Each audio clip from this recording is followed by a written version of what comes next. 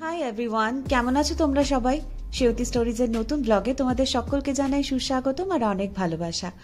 আজকে হলো শুক্রবার, আর এখানে তো শুক্রবার মানে জানোই উইকেন্ড, সেই জন্য সৌরভও বাড়িতে রয়েছে। তাই আমাদের একটু একটু খিদে পাওয়াতে আমরা ভাবলাম যে ঘরেতে যে পেস্ট্রিটা রয়েছে সেইটাই একটু কফি দিয়ে খাই।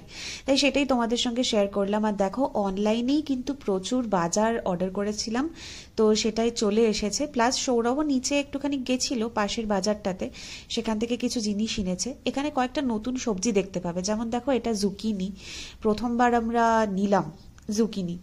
আর এখান থেকে কুমড়ো কেনা হয়েছে।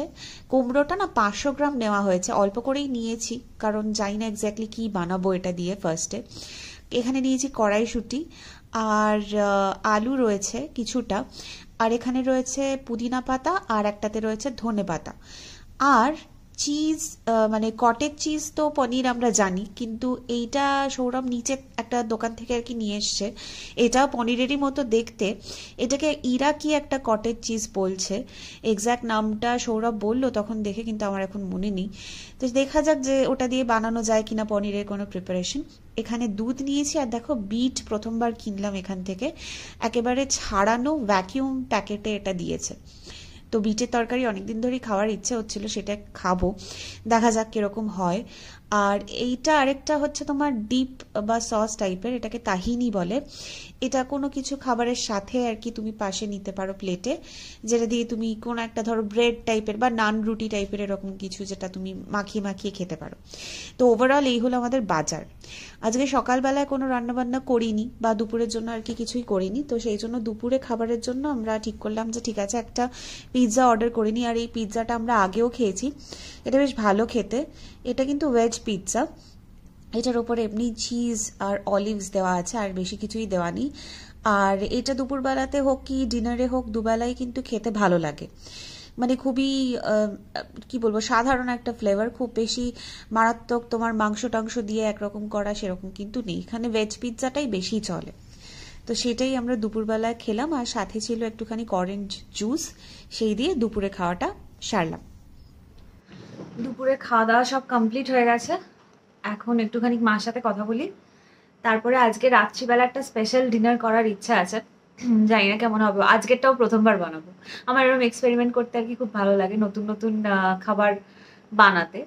এন্ড রেজাল্ট যে সবসময় ভালো হয় তা নয়, কোনো কোনো দিন খুব ভালো হয়, কোনো কোনো দিন মনে হয় আরেকবার করলে বোধহয় ভালো হবে। তো সেটাই আজকে করব। যখন করব তখন সব ডিটেলে তোমাদের বলবো। তো পরে আবার আসছি। আর একটা খুব বাজে জুস খাচ্ছি, দেখো ভীষণ বাজে এই জুসটা খেতে। এটা নিয়ে এসছে আজকে বাজার থেকে, নিচে গেছিল তো কিছু জিনিস আনার ছিল, তখনই আর কি জুসটা কিনে এনেছে। এবং কেমন একটা ওষুধ ওষুধ গন্ধ আছে। এটা অরেঞ্জ জুস, আর এখানে জুস, তারপরে কোল্ড ড্রিঙ্কসে তো জিরো সুগারের কোল্ড ড্রিঙ্কস এরকম পাওয়া যায়, কিন্তু জুসের ক্ষেত্রে তোমার চিনির পরিমাণটা আবার কম থাকে, সেই জন্য আরো কেমন একটা বিটকেল লাগছে খেতে। যাই হোক, এনেছি যখন খেতে তো হবে, কিছু করার নেই। তো রাত্রে যখন আবার ডিনার প্রিপেয়ার করবো তখন আবার তোমাদের সঙ্গে কথা বলবো। দেখতে থাকো ব্লগটা। সন্ধেবেলায় স্নান টান করে এসে ফাইনালি আমি ডিনার প্রিপেয়ার করতে চলে এলাম। এখানে কাটাকাটিগুলো করে নিয়েছি। রয়েছে হচ্ছে রসুন কুচি, ধনেপাতা কুচি, আমার কাছে বেল পেপার ছিল, ক্যাপসিকাম ছিল না, তো বেল পেপার কুচো করে দিয়েছি। আর এটাকে আমরা লঙ্কা হিসেবে ব্যবহার করি, এটা হচ্ছে গ্রিন হট পেপার, খুবই সামান্য ঝাল। তো এখানে বেসিক্যালি লঙ্কা থাকার কথা, তোমরা ঝাল অনুযায়ী লঙ্কাটা কাটবে। আর রয়েছে হচ্ছে এখানে একটা টমেটো আমি একটু ক্রাশ করেছি, আর একটা টমেটো পেস্ট বানিয়েছি, এইটা রয়েছে। আর রয়েছে পেঁয়াজ কুচি। তো এইটাই মোটামুটি আমার লাগবে আজকের রান্না করাতে। আজকে যেটা বানাচ্ছি এটার নাম হলো শাকসুকা। শাকসুকাটা মেইনলি ইসরায়েলেরই একটা খাবার, মাগরেবি ডিশ বলছে এটাকে। তো এখানেই বিভিন্ন ক্যাফেতে এই জিনিসটা চলে। ইউজুয়ালি এরা এটা ব্রেকফাস্টে খায়, কিন্তু আমার মনে হয় ব্রেকফাস্টে এই খাবারটা থেকে ডিনারে বেশ ভালোই লাগবে, তাই জন্য ডিনারের জন্যই প্রিপেয়ার করছি। এখানে তেলের মধ্যে খুব অল্প তেল দিয়ে তার মধ্যে আর কি রসুনগুলো দিয়ে দিচ্ছি। রসুনটা বেশ আমি 5-6টা কোয়া রসুন নিয়েছিলাম, নিয়ে তারপরে এই কুচো করে নিয়েছি, তার উপরে পেঁয়াজটা দিয়ে দেবো। রসুন পেঁয়াজ কোনোটাই খুব বেশি ভাজার দরকার নেই, মোটামুটি স্বচ্ছ হয়ে যাবে যখন পেঁয়াজটা, সেই অবস্থাতেই মানে রেডি, মানে তার বেশি ভাজাভাজি করার দরকার নেই। আমি প্রথমে একটা স্টিলের তোমার খুন্তি দিয়ে করছিলাম, তারপরে দেখলাম ওটা ভীষণ গরম হয়ে যাচ্ছে, তাই জন্য চেঞ্জ করে কাঠের এই স্প্যাচুলাটা নিয়ে এলাম। এটাতে বেশি মানে ভালোভাবে আর কি রান্না করতে সুবিধা হয়। তো এটা একটু ভাজা ভাজা করে নিচ্ছি পেঁয়াজ আর রসুনটা, মোটামুটি 5-7 মিনিট লাগবে এটা করতে। এরপরে এটার মধ্যে দিয়ে দিচ্ছি হচ্ছে ওই বেল পেপার কুচো করা। তোমরা চাইলে ক্যাপসিকাম দিতে পারো, এখানে ক্যাপসিকামের টেস্টটাও মানে একই রকম, যেহেতু বেল পেপার আর ক্যাপসিকাম আমার ঘরে যেটা ছিল আমি সেটাই দিলাম, প্লাস একটু কালারের ভ্যারিয়েশনও আসবে। তো আমি এটার মধ্যে দিয়ে দিচ্ছি হচ্ছে এই বেল পেপারটা। বেল পেপারটাও খুব বেশি করার মানে ভাজা করার দরকার নেই, একটুখানি নরম হয়ে যাবে সেই অবস্থাতেই ঠিক আছে, মানে একটা ক্রাঞ্চ থাকবে এই বেল পেপারের মধ্যে। তারপরে দিচ্ছি হচ্ছে ওই গ্রিন হট পেপার, মানে যেটা আমরা ঝাল হিসেবে ব্যবহার করি, খুবই অল্প ঝাল হয় এটাতে। এখানে বেসিক্যালি তোমরা দেবে হচ্ছে লঙ্কা, লঙ্কা যে যেরকম ঝাল অনুযায়ী খাও সেই অনুযায়ী লঙ্কা দেবে।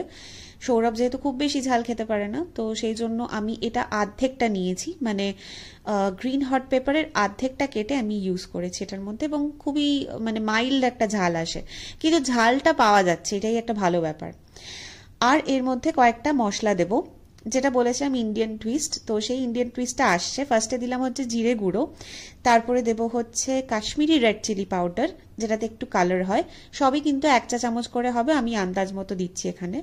এরপরে দেব হচ্ছে গোলমরিচ, আর তারপরে যেটা দেব সেটা হলো হলুদ, আর last but not the least গরম মশলা। আমি এখানে বিরিয়ানি মশলাটাই গরম মশলা হিসেবে ব্যবহার করি, কারণ যে ইনগ্রিডিয়েন্টসগুলো দিয়ে বিরিয়ানি মশলা হয় সেটা কিন্তু মোটামুটি গোটা গরম মশলাই, তাই জন্য গরম মশলাটা দিচ্ছি। গরম মশলা কিন্তু এখানকার মানে ইসরায়েলি রান্নাতে পাওয়া যায় না, আমি দিচ্ছি। তো এটা একটা ইন্ডিয়ান টুইস্ট বলতে পারো। দেওয়ার পরে সামান্য একটু জল দিয়ে মশলাটাকে কষিয়ে নেব। মশলাটা যখন মানে একটু ধৈর্য ধরে আর কি মশলাটা কষাবো, কারণ এটার পরে আর কি তোমার জলটা যখন শুকিয়ে যাবে তখন আবারও একটুখানি জল অ্যাড করে ভালো করে মশলাটাকে কষিয়ে নিই। যখন তেল ছেড়ে যাবে সেরকম অবস্থাতে আমি টমেটোর যে একটা ক্রাশ করেছি আর একটা পেস্ট করেছি, এরকম করে একটা পেস্ট বানানো হয়েছে, সেইটা দেবো। দেখো ভালো মতন মশলাটা কষে গেছে, বোঝাই যাচ্ছে। এরপরে আমি ওই টমেটোর পেস্টটা দিয়ে দেবো। এটার মধ্যে কিছুটা অংশ আর কি পাল্পি টমেটো থাকবে, আর কিছুটা অংশ পুরোপুরি পেস্ট করা। তো সেটা দিয়ে তারপরে আমি ভালো করে কষিয়ে নেব। সৌরভ আগে এই রান্নাটা মানে এখানেই আর কি খেয়েছে, কোনো একটা ক্যাফেতে, আমার মনে হয় ওর বন্ধুদের সঙ্গে যখন ও বেরিয়েছিল একবার, মানে ইনস্টিটিউট ফেরত, সেই সময় তো খেয়েছিল এখানে। তো বললো যে টমেটোর কাঁচা গন্ধটা কিন্তু যায়নি মানে ওদের রান্নাতে। তো সেটা তো আমি কখনোই মানে ইয়ে করবো না, আমি টমেটোর একদম প্রপারলি কুক হবে তখনই কিন্তু বাকি রান্না প্রগ্রেস করবে। তো সেই জন্য আমি টমেটোটাকে ভালো করে রান্না করছি, আর একটু চিনি দিয়েছি 1 চামচ মতন, 1 চা চামচ মতন, কারণ চিনিটা দিলে একটু ব্যালেন্স হয়ে যাবে, যেহেতু টকটক হবে এই মানে প্রিপারেশনটা, তো তার মধ্যে চিনি দিলে খুব ভালোভাবেই ব্যালেন্স হয়ে যাবে। তো দেখো ভালো মতন কষিয়ে নিচ্ছি টমেটোটাকে, ভালো করে কুক করে, মানে ঢাকা চাপা দিয়েও রান্না করা যেতে পারে, আমি এমনিই করছি, আমি আর ঢাকা দিইনি, এমনি এটার মধ্যে করে নিয়ে ভালো করে যখন রান্না হয়ে যাবে তখন এই ডিমগুলো মানে যেগুলো আর কি তোমার ফাটিয়ে নিয়েছি সেইগুলোকে আমি এটার মধ্যে প্লেস করে দেবো ওপরে। তোমরা চাইলে পকেট করে দিতে পারো, আমি এখানে আর পকেট করে দিইনি, আমি ওপর দিয়ে এমনিই দিয়ে দিচ্ছি। আর ডিমটা চেষ্টা করবে যে মানে ফটাফট আর কি দেওয়া যায়, যাতে মানে ডিমের পোচ যেরকম হয় একটু নরম নরম থাকে সেরকমই কিন্তু হতে হবে। আমি সেই জন্য বাটিতে আগে থেকে আর কি ফাটিয়ে নিয়েছি। আর আমার একটুখানি মানে অ্যাংজাইটি হয় যে ডিরেক্টলি ওখানে দিতে গেলে হয়তো ফেটে যেতে পারে, তো এখনো তো অত পটু রাঁধুনি নই আমি, তো সেই জন্য আমি বাটির মধ্যে আলাদা করে আর কি ঢেলে নিয়ে তারপরেই এটার ওপরে দিয়েছি, কারণ আমার ভীষণ একটা মানে মনে হয় যে হতে পারে হয়তো ওটার ওপরে তোমার মানে ডিমের কোনো খোলা চলে গেল বা কিছু হলো। তো এরমভাবে যখন ডিমের পোচটা দেখবে যে ওপর দিয়ে একটা লেয়ার চলে এসেছে, মানে রেডি হয়ে গেছে পোচটা, সেই সময়তে আঁচটা কিন্তু কমিয়ে দেবে, মানে আঁচটা কমানো অবস্থাতেই আমরা যেরমভাবে ডিমের পোচ করি সেখান থেকেও আরও কমিয়ে মানে অফ করে দেবে বেসিক্যালি। তো এইটা হলো আমার মানে প্রিপারেশন মোটামুটি হয়ে গেছে, এবার ফাইনাল টাচ দেওয়া বাকি আছে। তো যেহেতু ডিমের পোচটা আলাদা করে ওপর দিয়ে দিয়েছি, তো সেই জন্য এটার ওপরেও অল্প অল্প করে একটু নুন দিয়ে দিলাম, যাতে কুসুমটা তুমি যখন খাবে সেই সময়টায় যাতে প্রপারলি নুনের মাত্রাটা বোঝা যায়। আর একটু একটু গোলমরিচ দিয়ে দিচ্ছি। আমার কাছে গোলমরিচের গুঁড়ো বলতে কিছু নেই, এটা ক্রাশড গোলমরিচ, তোমরা চাইলে গুঁড়োও দিতে পারো।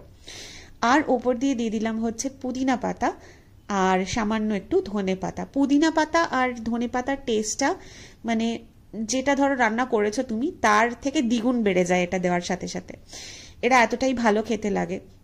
আমি এটা কিন্তু প্রথমবার নিজে বানিয়ে প্রথমবার খাচ্ছি, তাই ভাবলাম তোমাদের সঙ্গে শেয়ার করি। সৌরভ আগে এখানে খেয়েছে কিন্তু আমার খাওয়ার সুযোগ হয়নি। আমি নিজেই বানিয়ে এটা খেলাম এবং আমার মানে কি বলবো, আমার অপূর্ব লেগেছে। আমি নিজের বানানো রান্না ভালোই খাই, খারাপ খাই না, ভালো লাগে খেতে, কিন্তু আজকেরটা যেন আমার মনে হচ্ছিল আজকে মানে দি বেস্ট হয়েছে যেটা বানিয়েছি। নিজেই নিজের প্রশংসা করছি, কি করব আর, মানে যাই হোক, তোমাদের তো আর খাওয়াতে পারছি না, তাই তোমাদের এমনি মানে শো করছি। আর এইটা তুমি মেইনলি খেতে পারো হচ্ছে নান রুটি দিয়ে। আমাদের কাছে এখানে নান রুটি যেহেতু নেই, তো সেই জন্য নিয়েছি হচ্ছে পিটা ব্রেড। পিটা ব্রেডটা অনেকটাই নান রুটির মতন খেতে লাগে। আর ওই যে সকালে দেখালাম বাজার থেকে আনা হয়েছে তাহিনি, সেটা এক ধরনের পেস্ট, মানে ছোলার পেস্ট বলতে পারো। ছোলা, তারপর পিনাট, এই সব কিছু দিয়ে একটা পেস্ট তৈরি করা। তো এটা আজকে আমাদের ডিনার। দেখতে কিন্তু দারুণ হয়েছে, কি বলো? অবশ্যই কমেন্ট করে জানিও। আর এই দেখো আমি খাচ্ছি এখন। ভিডিওটা কেমন লাগলো সেটাও কমেন্ট করে জানিও, আর ভিডিওটাতে অবশ্যই একটা লাইক করো। আজকে আমার ডিনারটা শো করেই কিন্তু আমাদের মানে আজকের ভিডিওটা আমি এখানেই শেষ করব। তোমাদের সঙ্গে শীঘ্রই দেখা হবে নতুন একটা ব্লগে। ততদিন অবধি তোমরা খুব ভালো থেকো, খুব ভালো থেকো আর সুস্থ থেকো। আর চ্যানেলটা কিন্তু অবশ্যই সাবস্ক্রাইব করে দিও। ভিডিও তো দেখছো ঠিক কথাই, কিন্তু চ্যানেলটা সাবস্ক্রাইব করতে মাঝে মধ্যেই ভুলে যাও। তো অবশ্যই চ্যানেলটা সাবস্ক্রাইব করে দিও, আর নোটিফিকেশনের বেল আইকনটাতেও অবশ্যই ক্লিক করে দিও, যাতে আমি যখনই ভিডিও পোস্ট করব তোমাদের কাছে পৌঁছে যায় নোটিফিকেশন। আর হ্যাঁ, ভিডিওটা ভালো লাগলে যেটা বললাম অবশ্যই একটা লাইক করে দিও। এরমভাবে কিন্তু বানিয়ে খেতে পারো। আমি এখন ভয়েস ওভার দিচ্ছি, আমার কেমনই জিভে জল চলে আসছে, মনে হচ্ছে যে আরও কটা দিন বাদে এরমভাবে বানিয়ে দিতে হবে, তাহলে বেশ মানে মনের শান্তিটা আর কি তুষ্ট হবে। যাই হোক, আজকের মতন এখানেই জানাই তোমাদের টাটা। সবাই খুব ভালো থেকো, সুস্থ থেকো। দেখা হচ্ছে নতুন একটা ভিডিওর সঙ্গে। বাই।